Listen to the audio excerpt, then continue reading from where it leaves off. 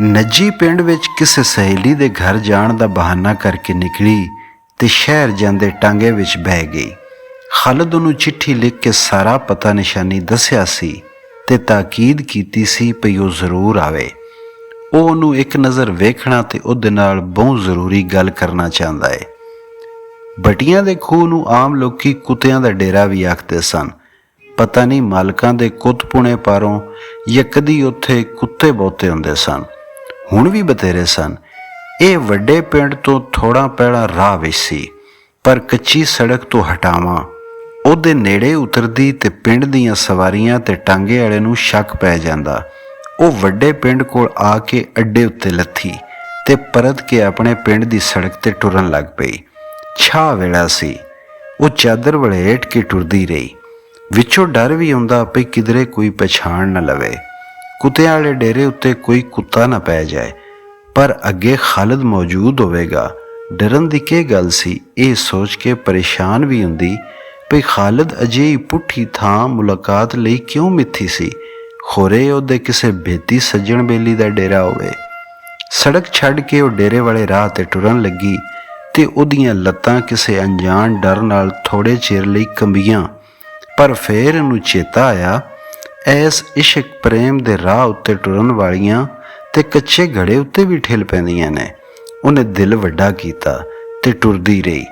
ਥੋੜ੍ਹੇ ਚਿਰ ਪਿੱਛੋਂ ਉਹ ਰੁੱਖਾਂ ਤੇ ਫਸਲਾਂ ਵਿੱਚ ਲੁਕੇ ਹੋਏ ਉਸ ਡੇਰੇ ਉੱਤੇ ਅੱਪੜ ਗਈ, ਜਿੱਥੇ ਇੱਕ ਬੰਦਾ ਖਲੋਤਾ ਉਹਨੂੰ ਉਡੀਕਦਾ ਸੀ। ਉਹਨੂੰ ਉਹ ਵੇਖਿਆ ਹੋਇਆ ਬੰਦਾ ਜਾਪਿਆ, ਪਰ ਯਾਦ ਨਾ ਆਇਆ ਕਿੱਥੇ ਵੇਖਿਆ ਏ। ਮੈਂ ਖਾਲਿਦ ਦਾ ਦੋਸਤ ਹਾਂ। ਉਹ ਕਿੱਥੇ? ਅੰਦਰ ਲੱਗਾ ਉਸ ਤਸੱਲੀ ਦਿੱਤੀ, ਡਰਨ ਘਾਬਰਨ ਦੀ ਲੋੜ ਨਹੀਂ। ਉਹ ਘਬਰਾਈ ਮੁੜਕੋ ਮੁੜਕੀ ਡਿਉੜੀ ਵਿੱਚ ਆਈ। ਇੱਕ ਪਾਸੇ ਬੈਠਕ ਤੇ ਦੂਜੇ ਪਾਸੇ ਇੱਕ ਕੋਠੜੀ ਸੀ। ਪਿੱਛੇ ਕੁੜਾਂ ਤੇ ਮਾਲ ਦਾ ਵਾੜਾ। ਇੱਕ ਪਾਸੇ ਔਰਤਾਂ ਕੁੜੀਆਂ ਦੀਆਂ ਆਵਾਜ਼ਾਂ ਆ ਰਹੀਆਂ ਸਨ। ਉਹਨੂੰ ਕੁਝ ਤਸੱਲੀ ਜਿਹੀ ਹੋ ਗਈ ਤੇ ਉਹ ਬੈਠਕ ਵਿੱਚ ਆ ਵੜੀ। ਬੈਠਕ ਵਿੱਚ ਕੁਰਸੀਆਂ ਪਈਆਂ ਸਨ ਤੇ ਇੱਕ ਪਾਸੇ ਪਲੰਘ ਵਿਛਿਆ ਸੀ। ਵਿਚਕਾਰ ਇੱਕ ਮੇਜ਼ ਉੱਤੇ ਪਾਣੀ, ਫਲ ਤੇ ਮਿਠਾਈ ਰੱਖੀ ਸੀ, ਪਰ ਉੱਥੇ ਖਾਲਿਦ ਕੋਈ ਨਹੀਂ ਸੀ। ਅਜੇ ਨਹੀਂ ਅਪੜਿਆ, ਉਹਦੇ ਬੇਲੀ ਦੱਸਿਆ, ਬਸ ਆਉਣ ਵਾਲਾ ਏ।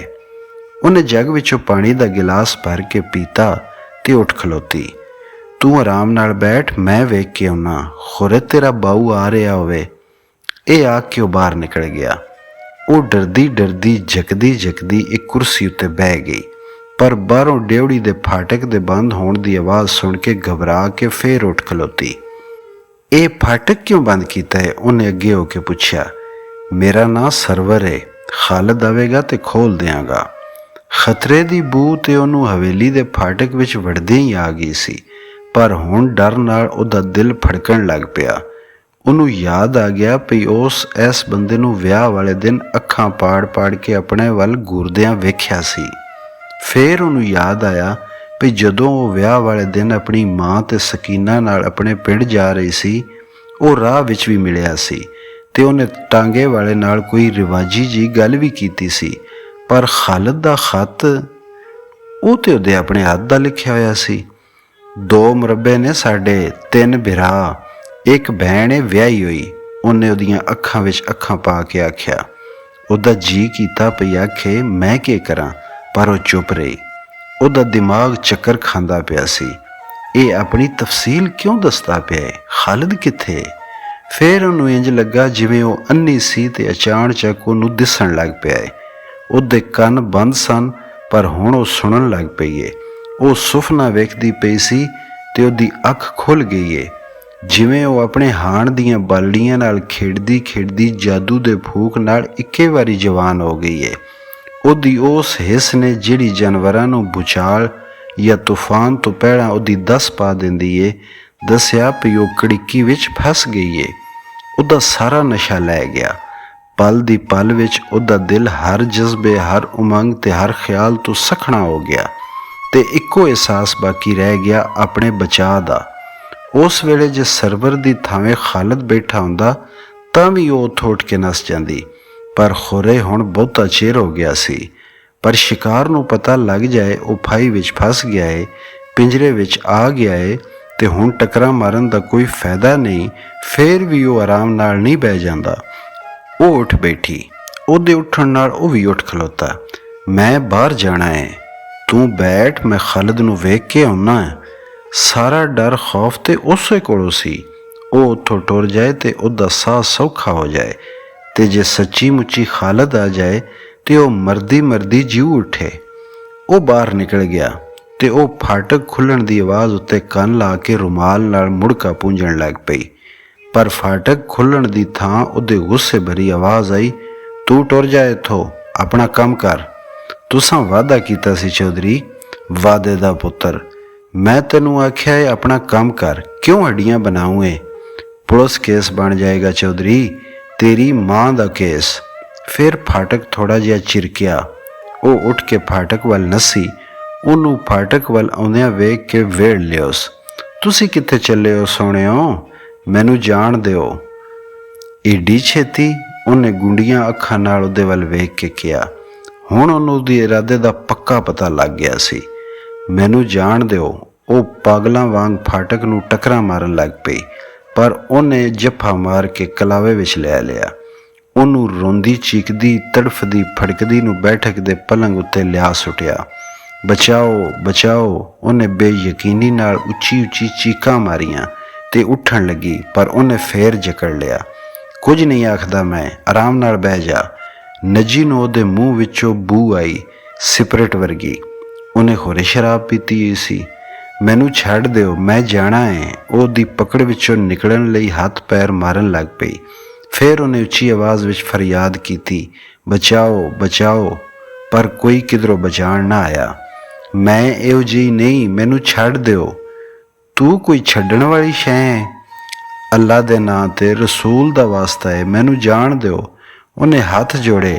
ਉਹ ਹਰਾਮਜ਼ਾਦਾ ਬਾਊ ਬਹੁਤਾ ਸੋਹਣਾ ਹੈ। ਉਹ ਉਹਦੇ ਪਿੰਡੇ 'ਤੇ ਚੱਕ ਮਾਰਨ ਲੱਗ ਪਿਆ।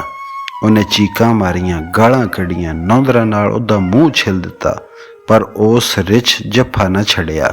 ਤੇ ਜਦੋਂ ਛੱਡਿਆ, ਉਹ ਬਾਹਰ ਜਾਣ ਜੋਗੀ ਰਹੀ ਸੀ, ਨਾ ਕਿਸੇ ਨੂੰ ਮੂੰਹ ਵਿਖਾਣ ਜੋਗੀ। ਉਹ ਹੱਥਾਂ ਵਿੱਚ ਮੂੰਹ ਲੁਕਾ ਕੇ ਉੱਚੀ ਉੱਚੀ ਰੋਣ ਲੱਗ ਪਈ। ਜਦੋਂ ਦੁਪਹਿਰ ਤੋਂ ਪੇਸ਼ੀ ਤੇ ਪੇਸ਼ੀ ਤੋਂ ਡੀਗਰ ਹੋ ਗਈ ਤੇ ਨੱਜੀ ਘਰ ਨਾ ਪਰਤੀ, ਸੁਨਿਆਰਿਆਂ ਨੂੰ ਫਿਕਰ ਪੈ ਗਿਆ। ਪਿੰਡ ਦੇ ਇੱਕ ਇੱਕ ਘਰ ਤੇ ਇੱਕ ਇੱਕ ਸਹੇਲੀ ਕੋਲੋਂ ਪੁੱਛਿਆ। ਫੇਰ ਕਿਸੇ ਦੱਸਿਆ ਵੀ ਉਹ ਮੰਡੀ ਜਾਣ ਵਾਲੇ ਟਾਂਗੇ ਵਿੱਚ ਬਹਿ ਕੇ ਵੱਡੇ ਪਿੰਡ ਨੂੰ ਗਈ ਸੀ।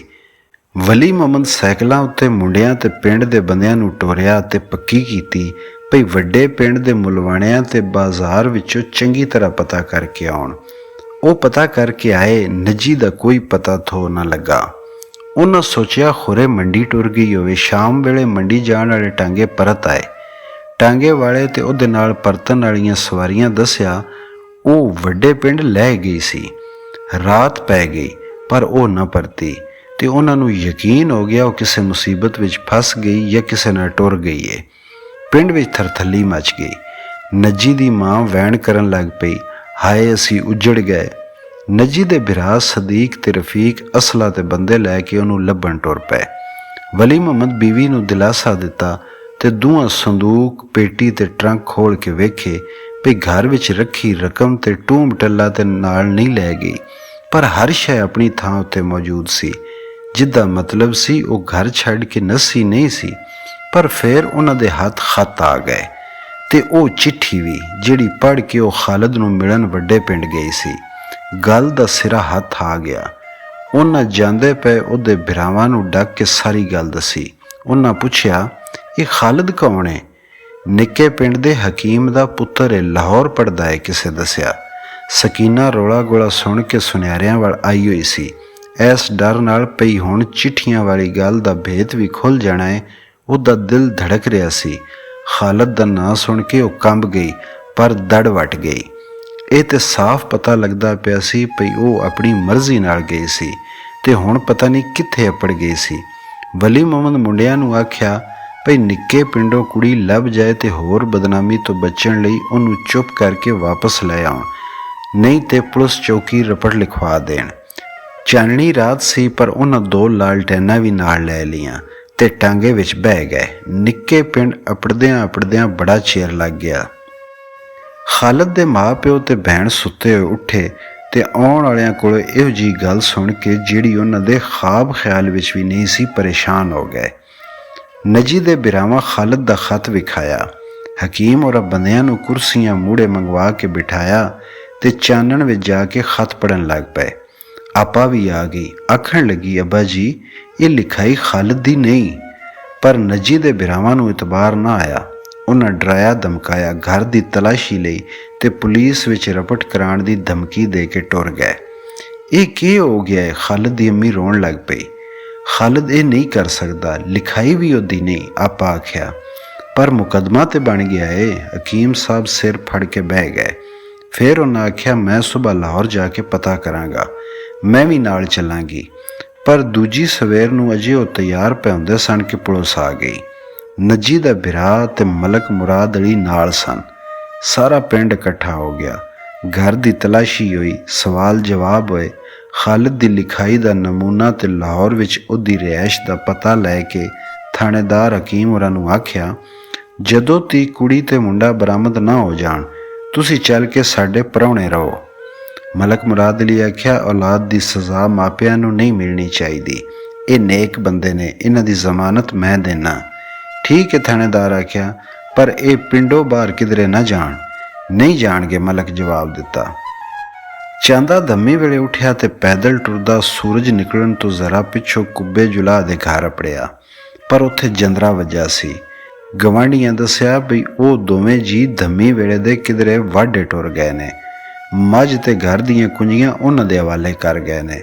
ਚਾਂਦੇ ਦੀ ਅਕਲ ਨਾ ਮੰਨੇ ਭਈ ਨਜੀ ਕੁੱਬੇ ਨਾਲ ਕਿਧਰੇ ਟੁਰ ਗਈ ਹੋਵੇਗੀ, ਜਦੋਂ ਉਹਦੀ ਆਪਣੀ ਜ਼ਨਾਨੀ ਵੀ ਨਾਲ ਹੈ। ਪਰ ਖਤ ਤੇ ਉਹਦੇ ਲਿਖਿਆ ਹੋਇਆ ਸੀ, ਉਹਨੇ ਆਪੂ ਨਜੀ ਨੂੰ ਲਿਆ ਕੇ ਦਿੱਤਾ ਸੀ। ਕਿਧਰੇ ਉਹਨੂੰ ਪਤਾ ਲੱਭ ਗਿਆ ਹੋਵੇ ਤੇ ਉਹਦੇ ਕੋਲ ਲਾਹੌਰ ਨਾ ਟੁਰ ਗਈ ਹੋਵੇ। ਉਹ ਇਹ ਸੋਚਦਾ ਨਿੱਕੇ ਪਿੰਡ ਅਪੜਿਆ। ਅੱਗੋਂ ਪੁਲਿਸ ਦਾ ਟਾਂਗਾ ਲਗਾ ਹੁੰਦਾ ਸੀ। ਉਹ ਜੰਗਲ ਫਿਰਨ ਦੇ ਬਹਾਨੇ ਇੱਕ ਪੈੜੀ ਵਿੱਚ ਲੁਕ ਗਿਆ। ਪੁਲਿਸ ਦਾ ਟਾਂਗਾ ਲੱਗ ਗਿਆ ਤੇ ਉਹਨੂੰ ਗਵੇੜ ਹੋ ਗਿਆ ਭਈ ਉਹ ਖਾਲਿਦ ਦੇ ਘਰੋਂ ਹੋ ਕੇ ਆਏ ਨੇ।